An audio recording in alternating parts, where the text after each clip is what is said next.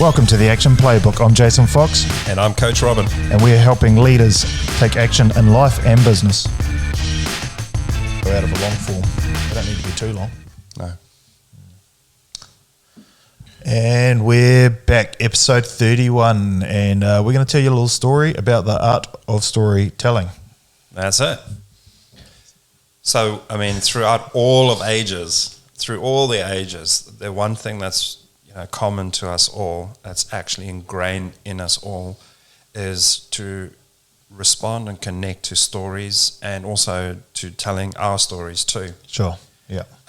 But that art of storytelling seems to have gotten lost in the noise of busyness, not business, but busyness. And I want to try and encourage people to bring that back. Storytelling is Simon Sinek famously now has done a TED Talk and wrote a book about starting with the why. And in there, one of the quotes that just jumped out at me when I first read that, one of the quotes is, people don't connect with what you do until they know why you do it.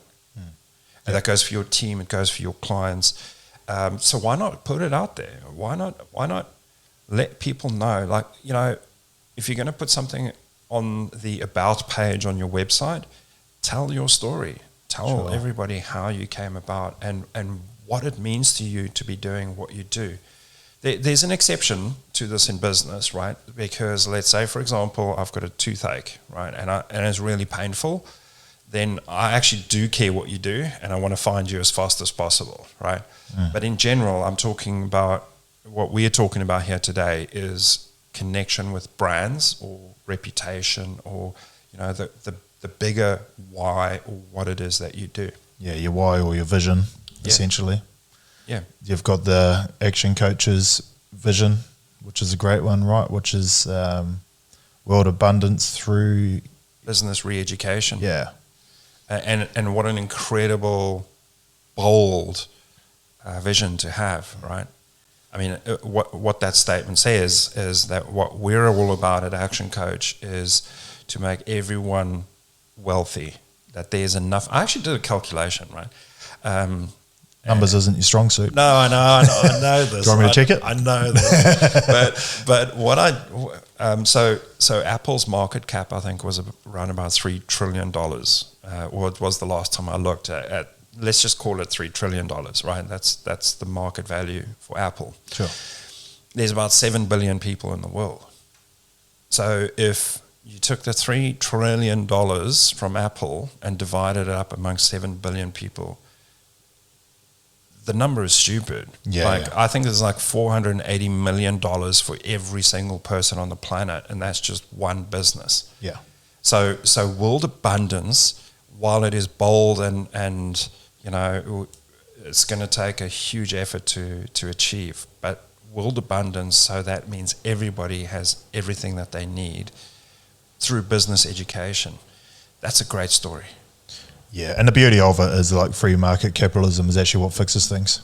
Yeah. Governments don't. We've seen that. But we're not going to go into that conversation because we're here to talk about stories. But yeah, the beauty of what they're doing in that is if we educate enough businesses to run their businesses well, they'll be able to employ lots of staff, and there'll be more Apples, there'll be more Amazons, there'll be more Microsofts, Googles, companies out there on hyper scale looking after all their people.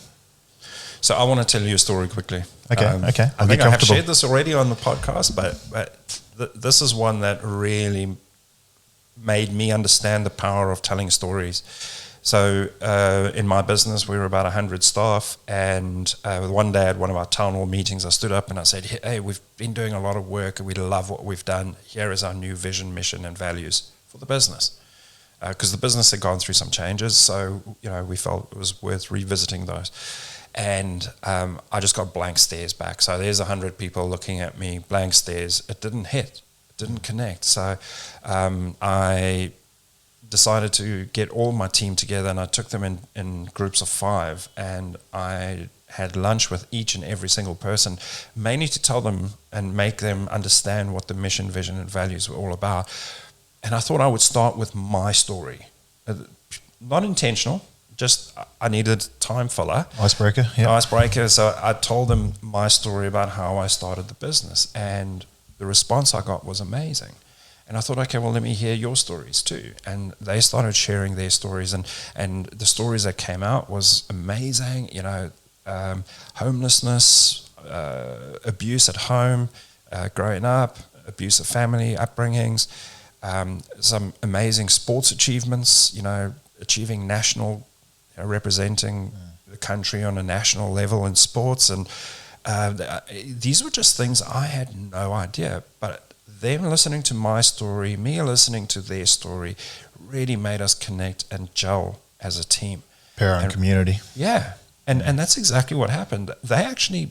And then, of course, I shared the vision, the mission, the values, and it became so much more powerful for them when they understood how that all came about. You know, to know where you're going is to know where you come from. And so that was my philosophy there. And just through that process of telling that story and hearing their story made us connect to a point where it was one of the most significant watershed moments of the building of that successful business. Because suddenly, you know, because remember, everybody heard everyone else's story too in the room. And so the bonds just became so strong. And it was one of the key things that helped me to drive the business, where everybody was aligned, everybody was working in rhythm, and everybody knew where we were heading. So that's amazing. So you can build your culture by sharing a story and learning other stories. Imagine how powerful it could be from a marketing perspective if you can share that story right on social media and other things and get your audience buying into that story. And that's what I really want to encourage. You know, put it up on the website. You know, do video. Rich content we know is more effective now in this day, more effective than just written stories. But, you know, just get the story out there and get people connecting, because at the end of the day, people don't care what you do until they know why you do it. You need to be, I think when it comes to storytelling or putting content out there, there's three types of people. There's readers and writers. I love reading a book and I love writing, and you can do it really well. Great. Blog posts, you know, Reddit, LinkedIn, text. If that's your strong point, fantastic. And there's actually a real move back to text at the moment. You know, it used to be just post a photo, say on Instagram, but now the photo and the text will hold you on there longer if they're reading that text anyway. Keeps them on the post, so it boosts the algorithm. Some people are great talkers, but they're shy on camera. So maybe a podcast is right for you. Get the content out there for people listening like you all are now. And then there's the people that are good in front of a camera. I'm probably that person. I'm quite confident in front of a camera. Robin, not so much. Robin's really confident in front of a crowd of people, which is funny. I suppose with a camera, there could be thousands of people staring at me, not just 20 or 30, yeah? But yeah, once you know what your strong point is and you can leverage that, just tell your story through whatever you feel most comfortable through, and you'll get the best results from it, because it'll be easier for you, you'll be more passionate about it, and you're more likely to stick at it. There's no point doing something 5 times and going, nah, too hard. Whereas if, you know, perhaps the video is too hard, but if you're doing text, you might be able to sit down and do a whole week's worth of content and do it for months in a row. You're going to get far more out of that. And just to go right back to where we started, you know, throughout all the ages, we use stories. We use stories to say where we've come from. We've used stories to transfer knowledge and experience, and we've used stories for entertainment as well. So we really are wired to respond to stories. So I think it's time to get out there and write a story. Yeah, look, there's one book that's been read for thousands of years called the Bible that still gets read by many people every single day. So full of stories. Yeah, it's a great yarn. But anyway, so get out there and take some stories. Yes.